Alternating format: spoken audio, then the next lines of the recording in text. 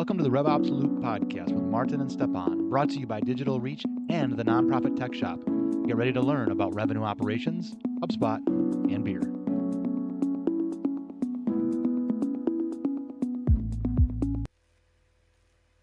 Welcome to RevOps Loop, the podcast where revenue operations meets real talk. I'm Stjepan.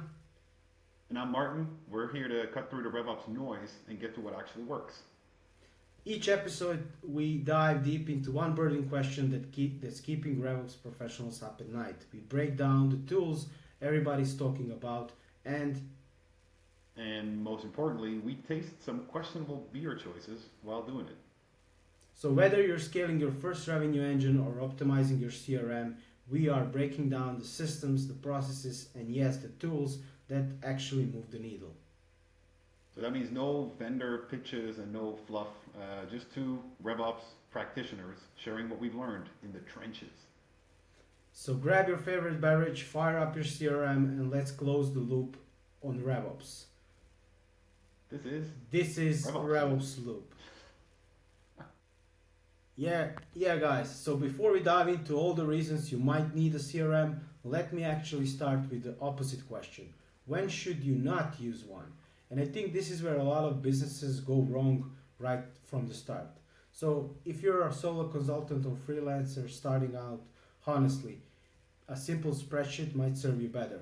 I also see many single person operations trying to implement complex CRM workflows when they maybe have 20 prospects in the pipeline. So you're spending more time managing the CRM than actually taking and talking to customers.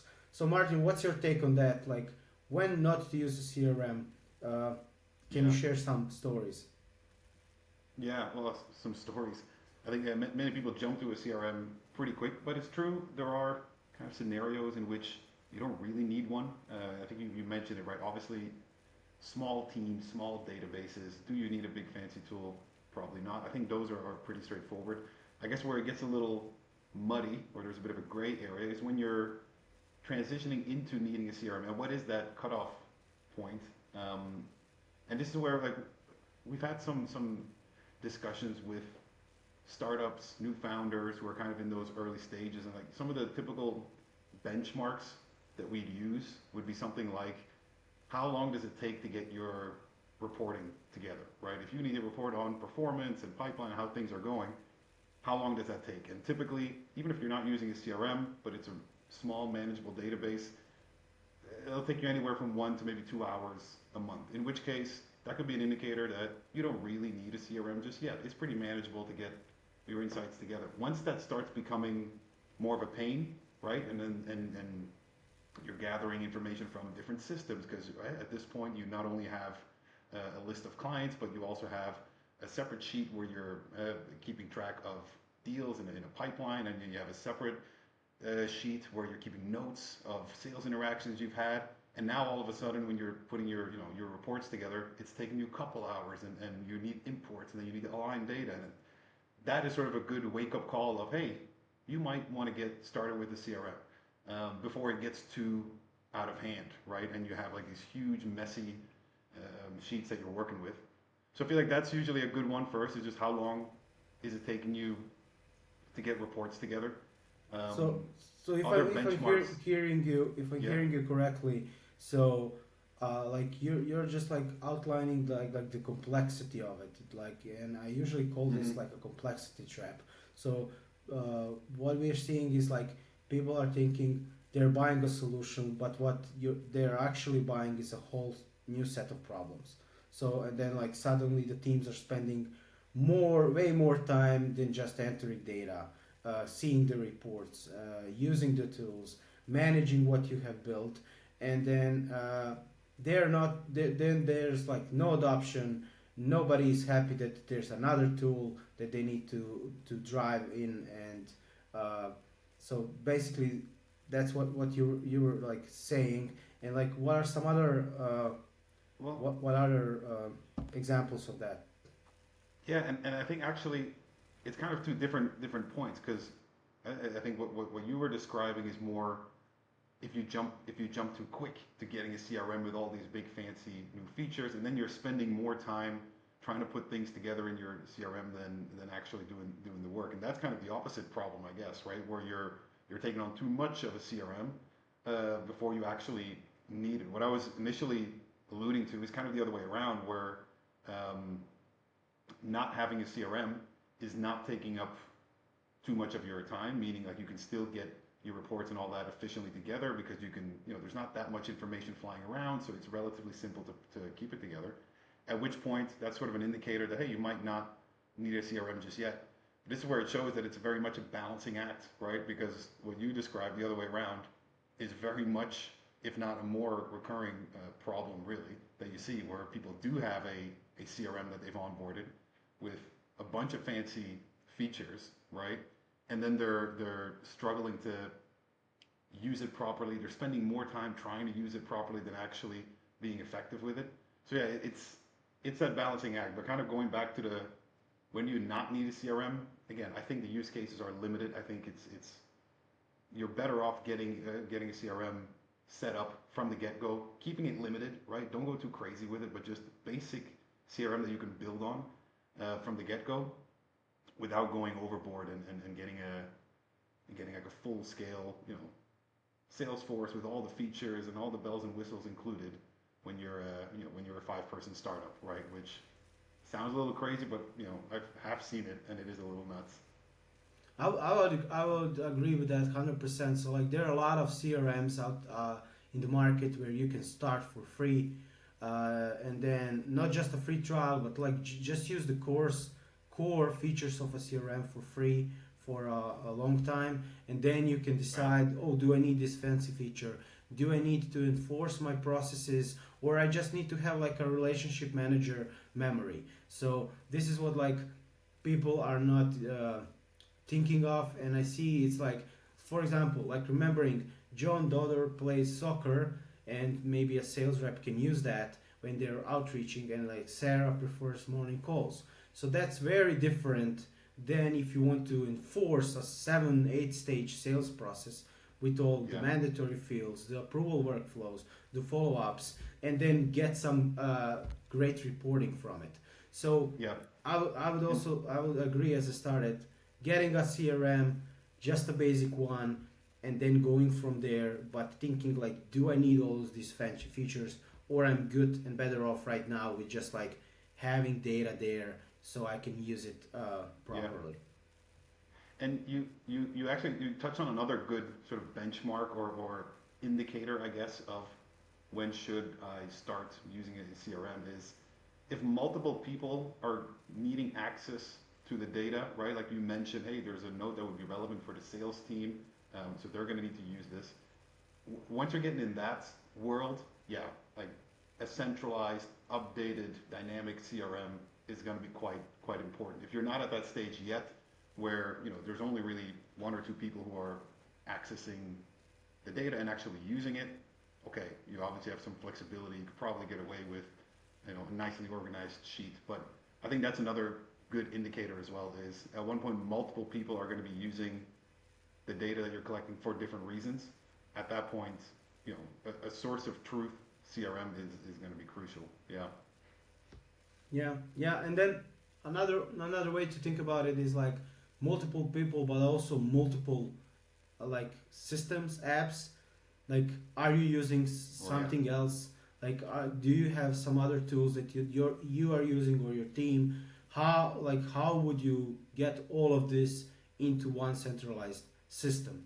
And usually a CRM is the platform that connects with all of this, and then it just saves a lot of time, a lot of repetitive tasking, and then you can easily go from there, see what you have in the data that you collected or your team collected, use the other data collected across those apps, and then have a valid journey for a prospect or a customer, do a valid outreach, do a smart deduction, like what will happen if we churn this client in the next 3 months.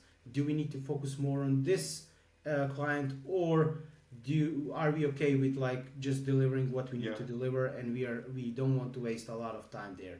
So that's when I think about like having a CRM in place. I think it's, and I think we kind of talked ourselves into sort of a nice little checklist there, where one would be how many people are using the data, right? And if that number starts to increase, arbitrarily, let's just say it's and more than 5 people are using the data. Okay, you probably need a CRM. The second one, do more tools need access to the data, right? Are you integrating additional tools that are using client information, deal information, etc.? Yeah, you probably need a CRM. And then the third one would be, is reporting taking more time because there's just an abundance of data flying around, and it's taking you more than 1 or 2 hours to effectively report on how your business is doing? You probably need a CRM. I feel like those are 3 pretty good checklist items to say, like, hey, if all 3 are the case, yeah, you probably need a CRM, right? Yeah, I tend to agree. And the checklist also doesn't need to be complex. It could be just those 3. Sure. Make it Yeah. simple. Outline what are you trying to achieve? What are you doing? What's your like goal in a year? Do you know that you will do more, like hire more team members or not? And then like what are the apps that you think you need for you to run your business? And then make it a checklist, go through it, and then you can easily decide, do you need a CRM or not. So Yeah. yeah, okay. I will stop right now. You have something else Yeah. to add? Well, I was gonna say that kind of goes into more. I think what is more than the far more common issue. And I'm sure both of us have seen, which is sort of the other way around, right? Like the shiny object syndrome, right? Of taking on too much of a CRM and way too many features. And I don't know what the exact number is. I know that they do like studies on this, but that people generally use what 30-50% of the features that their CRM has, and obviously CRMs know this, right? So they're always upselling. So you sign on to a new package where you'll use one cool little feature that's relevant, and then all of a sudden you have like these 10 other features that either you don't use, or at times even worse, you force yourself to use them even though they're not really relevant for your business. That I think both of us have seen quite often as well, where you're going into a CRM and saying, what why is this automation set up, and why is this automatically creating a personalized blog post that gets sent out when you actually have a content team working on blog posts next to each other? Like, isn't this, are you doing double work? Yeah, but it's this cool new AI feature, we wanted to use it. You see this all the time as well, right? And I think that's probably a far more common issue that you run into, is that under usage of features, or over usage, depending on how you want to look at it, using features you don't actually need and just complicating your own sales process as a result. Yeah, and I'm so glad that we didn't switch to our tools section, because like you have a valid point. Is like there are a lot of features all CRMs are like just delivering now more than ever with AI. You have an AI for creating content, AI for summarizing a prospect, AI for building your report, AI for building your workflows. But like what I'm seeing doing like enablement and training is like, let's start small. Let's see what are the immediate needs. Who is the end user that is using the CRM? Are they tech savvy? Are they just firstly learning about what's a CRM? And yeah, we can all Right. just chase that shiny feature, but in the end, if like it doesn't provide any value and you're just playing around with it, I think that's good. But like in the end, if it doesn't provide any value and you're just adding to your subscription yearly or monthly, probably it's a good also way to like just like let's audit this and cut what we can and make our team be efficient with as less, but make them a better end user. Yeah, I think that's just something that everyone needs to just be aware. And I have to guard against this myself, because I'm very much susceptible to shiny object syndrome. I see a cool new feature, I'm like, oh, we need this, and then I always need to kind of calm myself down, like, wait, assess this. Do we really need it, and how would we use it, and how would that fit into the current process, and how could this potentially elevate the current process? Like just talking yourself through those steps and kind of ignoring that initial little voice in your head of, ooh, HubSpot has a new feature, we gotta use it. Oh, maybe, but take some time. Yeah, completely agree. Yeah, I think we covered like when do you need a CRM versus when you don't need. Uh, Pretty. We have a little checklist right now that anybody could use to decide that. And I think we can now switch to our like tools review section in this episode. So in the tools review section, basically, what happens, just so our audience knows, is we pick randomly two or three tools that we were working with or we are researching and getting our honest opinion about the tool. So in this episode, we are talking about CRMs. So we picked a couple of CRMs. Uh, Most of us that maybe will listen know that we are like working at a HubSpot partner agency, but we don't want to be biased. We want to pick others, Right. and when we see something is working or maybe is enhancing the current uh, processes for a client, we will always recommend it. So over to you, Martin. Like, what's your first tool in our tools review section, and tell me more about it. Yeah. So the first one I want to call out, it's the Monday.com CRM, and the reason for that is um, I've seen on LinkedIn several posts on this as well. Monday.com, either some people are huge fans of it, they say, oh, it integrates so well with its core product, which is like a project management tool, and they're just big fans of the fact that you can, the CRM is essentially built on that. And then there's sort of the other side of it, kind of say, oh, Monday.com is not a real CRM, and I guess both are kind of true in a sense. I think where perhaps, and I'm trying to rank it as, is this rated accurately, is this overrated, or is this perhaps an undervalued tool? I would say this one falls right in the middle, where it's true, it's not a real CRM, in that as soon as you get some increased complexity with different types of objects, let's say, I don't even know if that's the right terminology, that's very much a HubSpot term, which kind of shows our bias there, but once you're trying to set up contacts and companies, potentially households, right, or groups together, once you want to get a bit more complex like that, that's where then these sort of light CRMs fall a bit short, and it can get quite tricky to then move things over to a CRM that can handle it down the line. So I think that's one where when you're getting into a CRM that is perhaps quite light and can handle what you what you need at the moment, like a Monday.com, looking a little bit ahead in the future and saying, how would my CRM look like ideally if I follow our growth plan in 5 years, and what would I need to be able to associate, build, etc. And that's where something like a Monday.com could fall a bit short. That said, it is built on a strong and a very user-friendly project management tool, which just makes it fun to use. And who knows, it is a relatively young tool. I don't really know now top of mind, but I think it's only a couple of years old, the CRM feature specifically. So it might kind of grow along with its client base in that sense, in which case that would be great.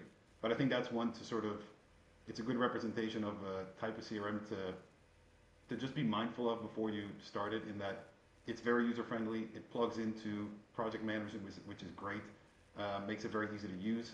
It might hinder you when you kind of reach some increased complexity. So overall evaluation is, it's good, it's value for money, right?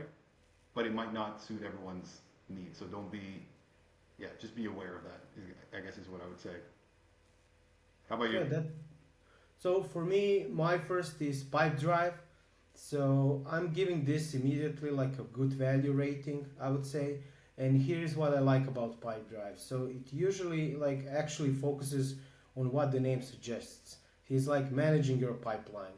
The interface is clean. I would say it's very intuitive, and it doesn't need to try to be everything to everyone.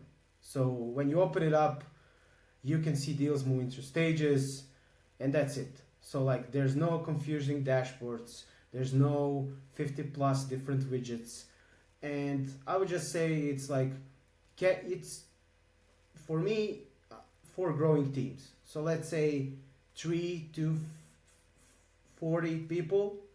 The pricing is, I would say, reasonable compared with other CRMs, uh, and it does the core CRM functions. So like, and it doesn't allow you to draw in features you will never use. So the automations, some of them are there when you need it, and then it's not like showing AI and smart features, like shoving it down to your throat, like you need to use this fancy feature, Right. what we talked earlier. So my Yeah. only complaint is that when I think about, like you mentioned, the growth plan of 5 years, 10 years, even 3 years. So as you scale up, you might start feeling it like limitations because you cannot do Yeah. more than what I mentioned. And honestly, sometimes that's not necessarily a bad problem to have. But if you're thinking you're investing into that CRM, you will be building your pipelines, you will be building the automations, you will onboard new team members, and like, do you want to make that commitment knowing that like in 5 years you will probably need to switch to something else, you will need to have like a change management process, you will probably need more stuff to like save time as AI gets powerful. So I would say a good value rating, but think about it, if you are like committing to it, what are some of the limitations as a tool. So over to you. I think you have one more to cover on. Yep. So yeah. Yep. No, I think spot on with the pipe drive analysis as well. The so the second one on my list, full disclosure, I've actually never used it, which is the Salesforce Nonprofit Success Pack, right? And the only reason I'm bringing it up is just because it's come up in conversation quite often. So we work with quite a lot of nonprofits, and I think up until recently, and maybe it still is, considered somewhat the default CRM for nonprofits because it's obviously linked to Salesforce, huge CRM, and then it's specifically tailored, supposedly tailored to nonprofits. But the reason I bring it up is just because the reason why we are seeing it more is because people are either not considering it anymore, or they're looking for alternatives to it, or they're trying to step away from it. And then the most common objections that I've heard, again, I've not used it, is it's just too hard to manage, right? Which I guess is sort of a typical Salesforce kind of issue to some degree, in that it has all the features, it has all the functionalities, it can do pretty much everything, but it can be quite complex to manage, right?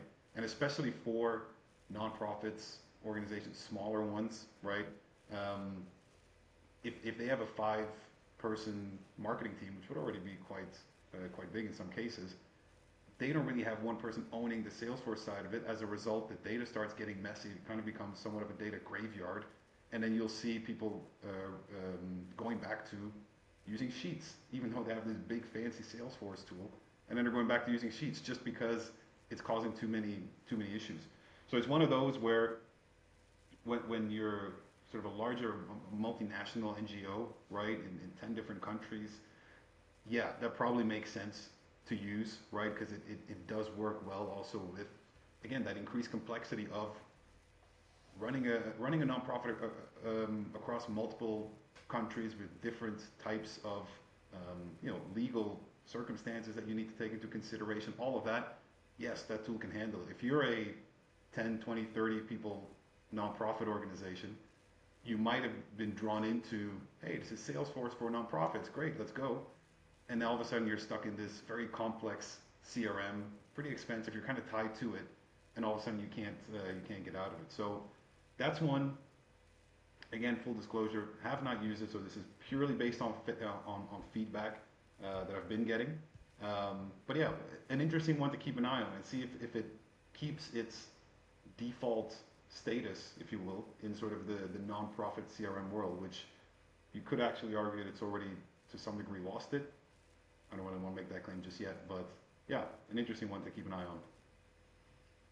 Okay, yeah, I didn't know about that. So the full disclosure from my end, didn't know. I think I heard it from a couple of our clients mentioning it, but thanks for sharing that. So my next one is Airtable. So probably I would say most of the audience and anybody that's tuning in heard about Airtable. So I can say like my opinion is that as a CRM can be overrated, but with a big but. And why I think of that is because Recently, I was looking to Airtable. I was building some AI agents. I wanted to use something light that I can connect to GPT or Claude, so I can have a database, maybe create something. And I saw something interesting on their website is that like they somehow pivoted the messaging. So they used to be a database spreadsheet, like a hybrid Right. of both, but now they're positioning themselves as a AI native app building platform.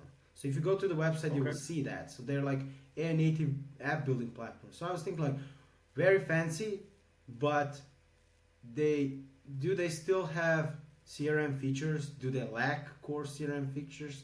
So let's say you want to set up some email sequences. Good luck, I would say. Like lead scoring. Okay, you can do manipulate that, but like not really. Pipeline forecasting, I would say sometimes very hard. It's like they took a little really powerful database, added some AI, Mm-hmm. and wanted to go in that direction. And I really like it as a platform. I like it what they're doing, but and this is important for me. So I think Airtable can be fantastic as a database extension to your actual CRM. And Mm-hmm. you probably don't see this, but like I've seen great results when clients use it alongside HubSpot. Right. We recently had a client using HubSpot alongside Airtable because they can natively integrate. You can like go and build a powerful workflow in HubSpot, grab the data from the Airtable, and then this is where Airtable becomes flexible backend, where you can like Yeah. manipulate the data, create custom views, but you can also do build interface. So like you can build an interface for your teams, make it better. So I would say overrated as a standalone CRM. I would say yes, but as a part of a broader tech stack, it can be very very valuable, Right. and because they're like also on that AI hype, they're pushing everything. Recently, what I really like is that they launched an Airtable Academy where you can learn about how to build and use Airtables. I really like that, Yeah. and they're doing more and more in that segment. So I, I would say not replacing CRM entirely, but as a add-on can be really powerful and can help for maybe check enablement for the teams because it's somehow simple than other CRMs that I'm seeing. yeah. They've really. That's an interesting one because they've really leaned into, I think, what was sort of the most raised issues until several years ago. I think when I first started using Airtable, I remember the description was, "Hey, it's like Google Sheets but on steroids." That was like the literal. I don't think they used that as in their marketing, but that was essentially what it was. It was quite tricky to use, and so you'd kind of have, again, in my experience in sort of these uh, growth startups, you'd have one or two people who really understood it, and they were the ones who were managing Airtable. The rest of the company was usually like, it's messy. They didn't really know exactly how it works, and they kind of lean into that with, like you said, that academy, making it easy for people to understand it, and even just you're right. I've just quickly visited their homepage because you brought it up. They're really trying to position themselves as a more user friendly, build it the way you like kind of platform versus what it used to be. It's like, hey, we can do everything. You just need to figure out how to use me correctly. Now it's really they're trying to make this a lot more user friendly, which yeah, it's an interesting development for sure. Yeah, yeah, I really love it. So Mm-hmm. I think we covered our tool section, and we can go to the funny part. And we both That's the most promise, important. Yeah. yeah, we both promise that next time we will have actual beers that we will be reviewing. This is our pilot episode, so bear with us. And I'll hit it over to you, Martin. What's the beer of your choice for this week? Uh, Tell me more about it. Why do you love it? And then I'll share mine. Okay, yeah. So indeed, for context, so both Stepan and I are beer lovers. We like trying different beers in different countries as we go. So we always have opinions on which ones to try, etc. So the one I wanted to highlight actually this week. So I just came back from a trip from Lebanon. So had a lot of the local Lebanese beers. Al Maza, am I saying that right? Yes, Al Maza beer. Um, Nothing too special about it in that it's light. right? And usually when you go to these sort of warmer countries, the local beer, it's always a very light, sort of like a beach beer, if you will. I think it's like 4%, something along those lines.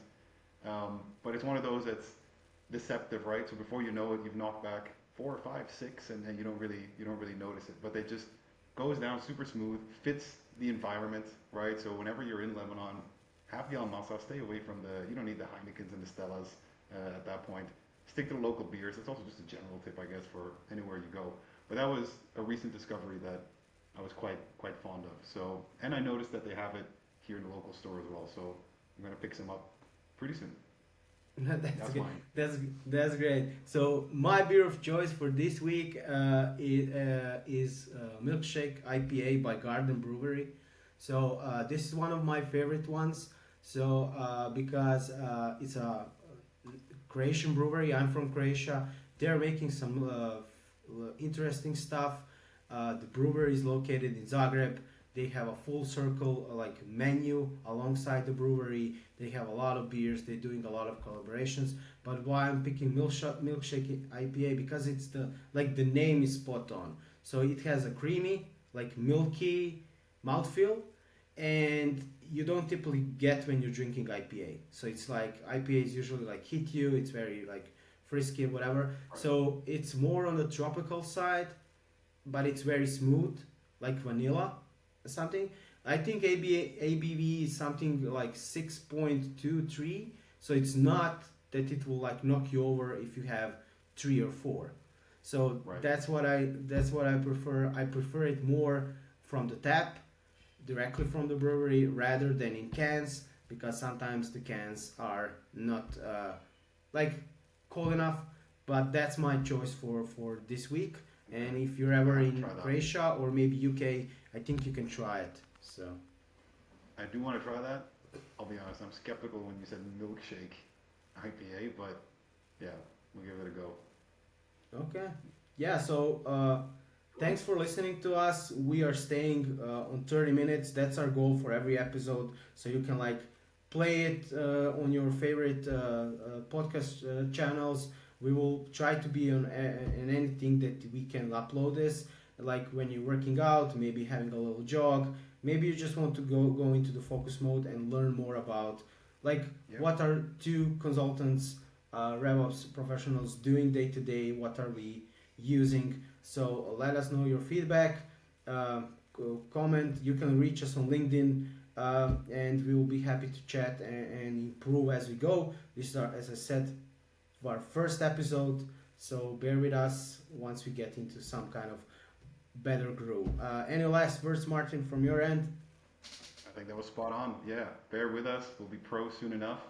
But yeah, this was fun, and looking forward to diving into more topics soon. Okay. Thanks, Cool. and bye bye, everyone. Have a good one. See ya.